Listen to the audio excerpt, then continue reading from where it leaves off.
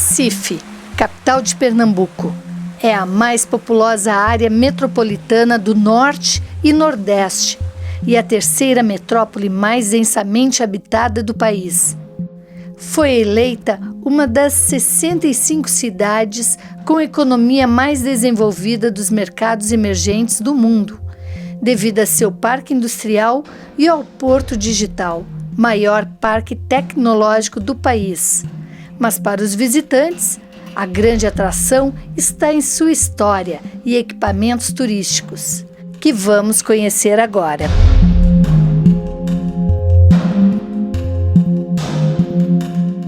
O primeiro documento histórico de Recife consta nos registros do feudo de Olinda, de 1537, uma referência ao arrecife dos navios, um lugarejo habitado por mariantes e pescadores.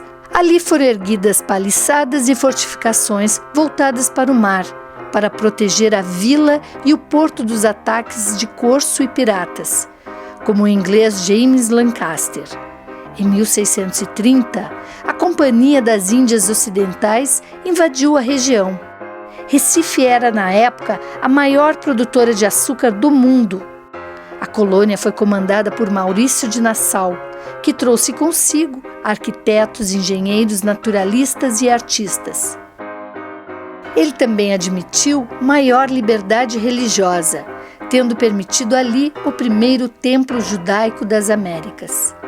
Em 1643, houve uma revolta popular chamada de Insurreição Pernambucana, e Nassau foi demitido no ano seguinte pelos baixos lucros da companhia sob seu comando. Finalmente, os holandeses foram expulsos em 1654. A região continuou com movimentos nativistas e separatistas, mas permaneceu súdito da coroa portuguesa até a emancipação do Brasil. E no início do século XX, a cidade se modernizou até ganhar o desenho atual. A nossa cidade é uma cidade multicultural, né? É uma cidade rica em história, tem um patrimônio histórico e artístico bem interessante.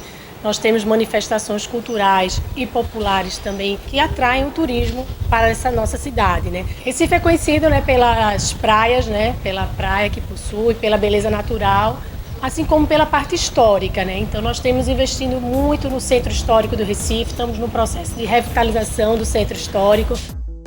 O Marco Zero é o local onde surgiu a cidade de Recife e serve como ponto inicial das estradas de Pernambuco. Este ponto está indicado por uma rosa dos ventos estilizada na praça. Do Marco Zero saem barcos que atravessam os turistas para o Parque das Esculturas Francisco Brenan, construído sobre um recife. A obra principal é a coluna de cristal, confeccionada em argila e bronze, com 32 metros de altura e inspirada em uma flor descoberta por Burle Marx. Ao lado do Marco Zero, o antigo Armazém 11 foi reformado para se tornar o Centro de Artesanato de Pernambuco, um espaço de vendas que conta com milhares de peças de 500 artesãos de todas as regiões do estado. Porque aqui ele vai encontrar todo o estado num só lugar, né? Que às vezes ele vem conhecer a cidade e não tem oportunidade de ir para o interior, conhecer as outras cidades e outras culturas do estado. Então aqui a gente tem um pedacinho de cada cidade de Pernambuco, então ele tem a oportunidade de conhecer de tudo um pouco. A partir do Marco Zero, à beira do rio Capibaribe, um passeio pelo centro antigo de Recife, caminhando pelas suas ruas de paralelepípedos e pedras portuguesas, pode ser a melhor maneira de se ficar íntimo da cidade. A gente está aqui na rua Barão do Rio Branco e é uma rua que ela vai ser um passeio público. Ela vai ser só para pedestres e o foco dela é voltado à arte. Enquanto a obra fixa não é feita, então nós pegamos um movimento de artistas anônimos, famosos, estudantes da arte e eles puderam realizar suas pinturas aqui no piso até que a obra seja fixa. E também nós temos a feira do Domingo no Bairro, né? A feira acontece todos os domingos e atrações culturais de artistas pernambucanos, sempre enaltecendo o frevo, patrimônio cultural da humanidade, né? E o bairro ele tem uma tendência já voltada ao turismo. Mas aqui no bairro do Recife, nós temos um parque de tecnologia, que é o Porto Digital. Então são mais de 200 empresas. Hoje a cidade é um referencial em parque tecnológico e ele exporta essa tecnologia para várias localidades do mundo. A gente agora está aqui, que o pessoal de Recife denominou como Museu a Céu Aberto. O que seria esse museu a céu aberto? Isso aqui foi uma escavação que foi feita para fazer um concerto aqui na cidade. E nas fotografias, nas pinturas, sempre mostrava uma muralha que circulava o bairro do Recife. Aqui o Recife. E com essas escavações tão próximos já, foi encontrado toda essa muralha daqui, que isso daqui é desde a época dos holandeses. Essa muralha, ela servia para defesa. No período da colonização, esta área daqui ficou muito visada no mundo inteiro, porque o açúcar era uma especiaria rara, cara. Para você ter uma noção, a paridade que se fazia do açúcar, 1 quilo de açúcar equivalia a 1 quilo de ouro. Então o açúcar era chamado do ouro branco. E a capitania de Pernambuco, ela ficou como um dos locais mais ricos do mundo por causa da abundância da produção do açúcar.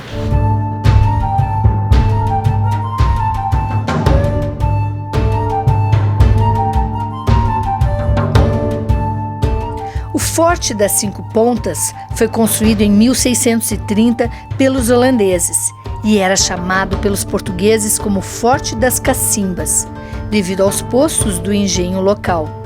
Desde o século XVII, o forte tem a forma de 4 baluartes, ao invés de 5 originais que lhe deu o nome. Ele foi usado na defesa terrestre do Recife holandês, protegendo de ataques vindos dos rios Afogados e da Barreta. O forte protegia também as cacimbas de água potável, vitais ao abastecimento de Recife. Suas muralhas testemunharam toda a história da região, como a rendição dos holandeses, a Revolução Pernambucana de 1817, a Confederação do Equador em 1824 e o fuzilamento do líder revolucionário Frei Caneca.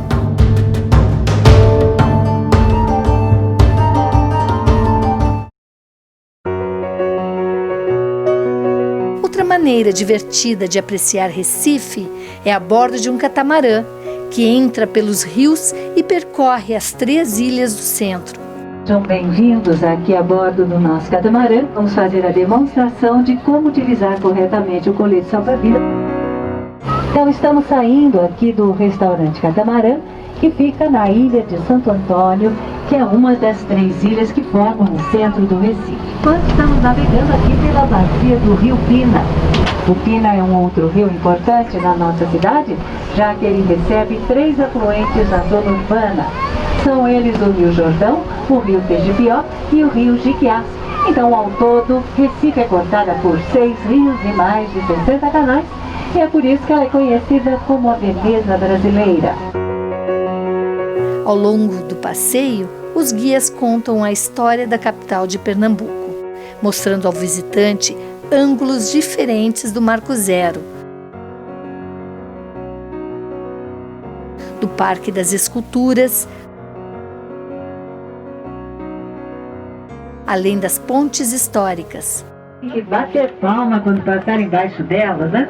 Então vamos manter a tradição aplaudindo as pontes do Recife, porque afinal elas foram eleitas o símbolo da nossa cidade.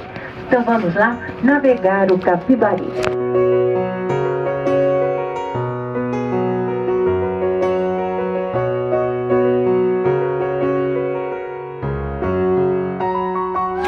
Não disse que era com emoção?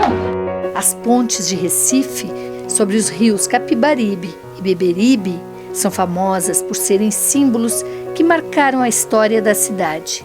Elas são funcionais, mas também são belas e românticas, construídas com diferentes estilos arquitetônicos e remodeladas ao longo das épocas. Do lado direito, vemos dois belos prédios do século XIX. O vermelho e branco é o Ginásio Pernambucano, uma das mais antigas instituições de ensino público. Ao lado dele, o prédio azul com a cúpula dourada é a Assembleia Legislativa do Estado de Pernambuco. E essa escultura em metal colorida, que representa um caranguejo gigante, homenageou Chico Sainz e também Josué de Castro. A Rua da Aurora, às margens do rio Capibaribe, é tomada por sobrados coloridos do século XIX, que lembram cidades europeias como Veneza e Amsterdã. À nossa frente temos a Ponte da Boa Vista, que foi tombada pelo Patrimônio Histórico e Artístico Nacional.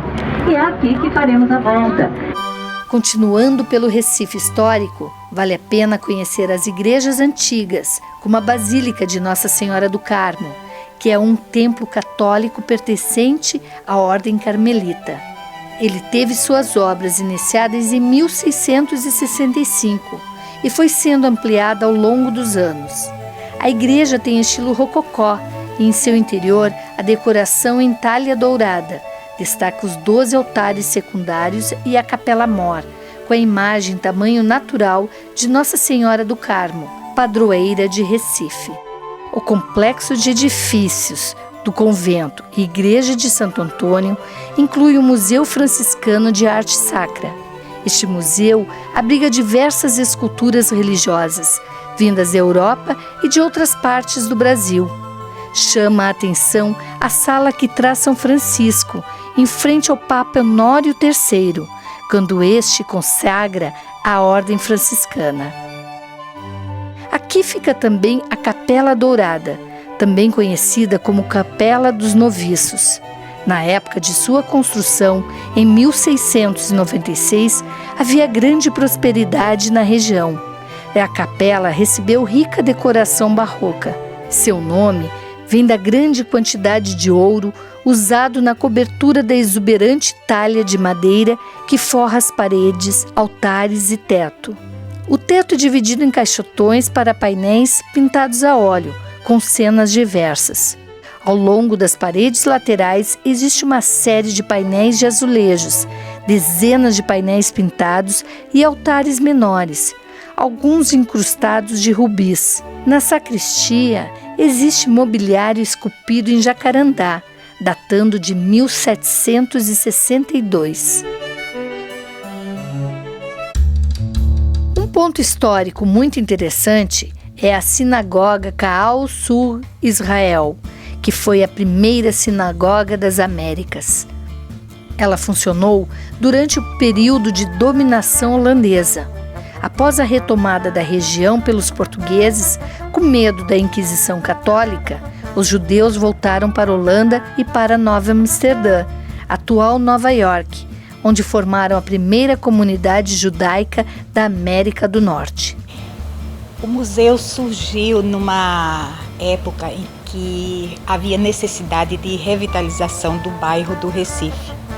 Então, como se sabia que nesse prédio havia funcionado uma sinagoga, os historiadores começaram a buscar as referências que confirmassem, legitimassem.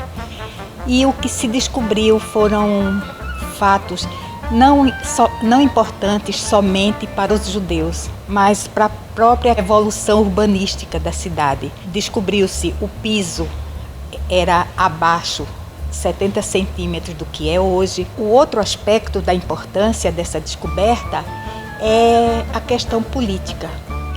A gente mostra a ligação que existe entre a Península Ibérica, Holanda, Brasil e Nova York. Nós temos uma figura que faz parte desse acervo e é bastante emblemática aqui com a história do Recife, que é o Príncipe Maurício de Nassau. A Embaixada dos Bonecos Gigantes abriga os ícones do Carnaval pernambucano, com exposição permanente de personalidades populares da música, cinema, TV e outras áreas. Maurício de Nassau. Quando os holandeses invadiram aqui Pernambuco, propriamente Recife, 14% da população eram de judeus, Ele deu essa liberdade de culto para o pessoal e depois da expulsão dos holandeses, os judeus que viviam aqui ficaram com receio da Inquisição católica, quiseram fugir para a Holanda, acabaram chegando nos Estados Unidos e deram origem ao que é Nova York.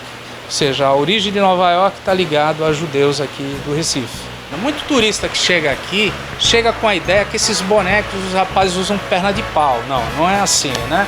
Bom, aqui nós temos o boneco do Elvis Presley e todos eles, na parte inferior, tem uma espuma que é para amortecer o peso na cabeça do rapaz, ou seja, a altura do boneco é a altura do manipulador, somada a essa estrutura que ele leva na cabeça. Ela dá uma altura média de 4 metros. Essa estrutura pesa em média 16 a 20 quilos. E o que oculta o rapaz embaixo é a calça que ele veste, ela tem a altura que encobre a cabeça dele e é amarrada na cintura do boneco. E à frente é a abertura que ele enxerga.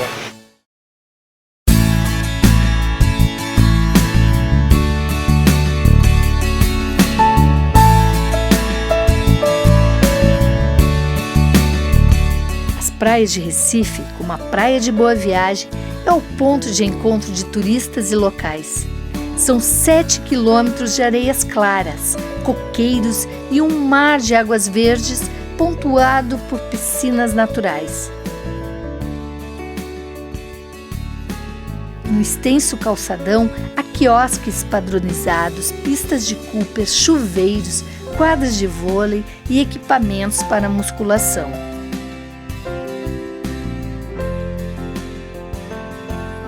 Essa menina me olhando com a câmera na mão, com esse anel bonito daqui prestei atenção, e esses corpinhos dela matam os homens de paixão. O Parque Dona Lindu situa-se na Praia da Boa Viagem, à beira-mar, com 60% de seu espaço destinado à área verde.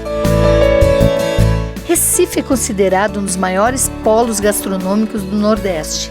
A maioria das receitas tem os frutos do mar como carro-chefe, mas os sabores do sertão também marcam presença nas mesas do litoral. A mão de vaca é o nosso Viagra natural. As pessoas apreciam pelo caldo forte. A pessoa está ali debilitada, a gente vem, toma um caldo, já revigora.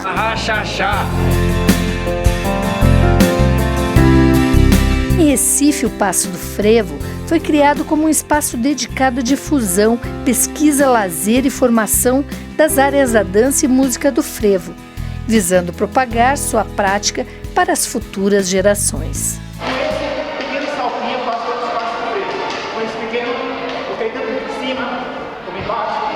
O frevo surgiu no começo do século passado.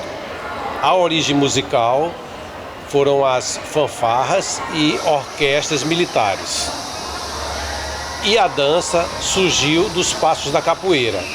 Com a evolução, o frevo passou a ter um ritmo mais veloz, então deixou de ter aquela componente extremamente militar para ser uma música mais ligeira, e a capoeira foi se adaptando, e dessa junção desse ritmo e desse som surgiu o frevo. O Memorial Luiz Gonzaga tem por objetivo preservar e divulgar o maior legado de Luiz Gonzaga, sua obra musical, que contribui decisivamente para a formação da noção de nordestinidade no cenário cultural brasileiro. O conceito do museu, que é homenagear uma região que aparentemente é árida, né, que só tem dificuldade, que tem muita pobreza e tem toda a riqueza que inspirou esse equipamento todo. A gente tem aqui uma coleção de J. Borges belíssima, a xilogravura, que é uma peça muito tradicional da cultura nordestina, né, que tem normalmente o registro da vida cotidiana das pessoas, né, dessa rica civilização tropical, né, ou a matriz, que na verdade é a grande obra-prima. É onde o artista gasta o seu tempo e sua capacidade criativa para criar essa representatividade, que é pressionada sobre o papel e que cria essa grande peça que é a que está muito mais presente na nossa vida aqui. O Museu do Homem do Nordeste reúne acervos dos antigos museus de antropologia, de arte popular e do açúcar, retratando a vida social nordestina desde o período colonial até períodos recentes. É um museu antropológico e traz uma narrativa sobre a formação da sociedade brasileira, idealizado por Gilberto Freire e alguns folcloristas e culturalistas. A Casa Museu Madalena Gilberto Freire é a casa onde viveu o antropólogo e escritor Gilberto Freire, autor do clássico Casa Grande e Senzala. A Fundação Gilberto Freire ela foi instituída em 1987 pelo próprio Gilberto Freire, que faleceu no mesmo ano, mas antes de falecer já instituiu a sua casa, a Vivenda Santo Antônio de Apipucos, como fundação. Então todo o acervo de Gilberto Freire está à disposição de pesquisadores, e o espaço também está aberto para atender e receber turistas e estudantes. A oficina de cerâmica Francisco Brenan, instalado em uma área de 15 mil metros quadrados de um antigo engenho colonial, o espaço exibe esculturas, desenhos e pinturas de Francisco. Aqui encontramos figuras do candomblé, de lendas árabes, da mitologia grega especialmente, da Bíblia. São várias histórias que ganham vida aqui nessa cidadela de Barro. São mais de 3.000 obras em todo o espaço, entre esculturas e também pinturas localizadas na Academia. A Academia mostra outro Brenan, o Brenan das pinturas e dos desenhos. Este Brenan que muitas pessoas ainda não conhecem.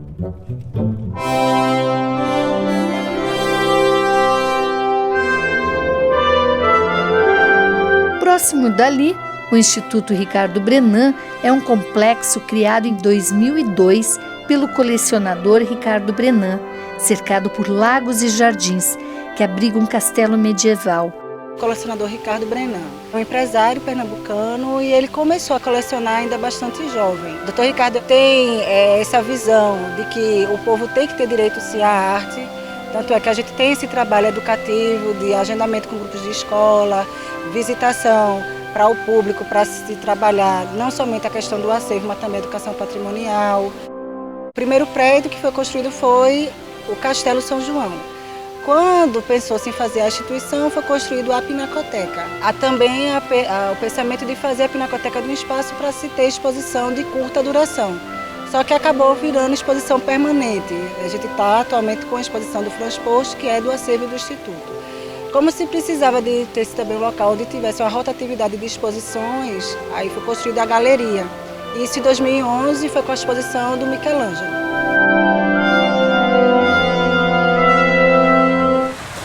Recife é conhecida como a capital brasileira dos naufrágios e a cidade recebe mergulhadores de todo o país para conhecer seus mistérios submarinos. São mais de 100 embarcações afundadas que podem ser visitadas na região urbana da cidade, ou mais ao norte ou ao sul, nas belas praias e resorts. Um dos pontos mais interessantes é o Serrambi Resort, que oferece todo o conforto para explorar 3 naufrágios fantásticos. Um navio usado na Segunda Guerra Mundial, o Gonçalo Coelho, o rebocador Marte e o recentemente encontrado galeão Serrambi, ainda envolto em mistérios sobre sua procedência.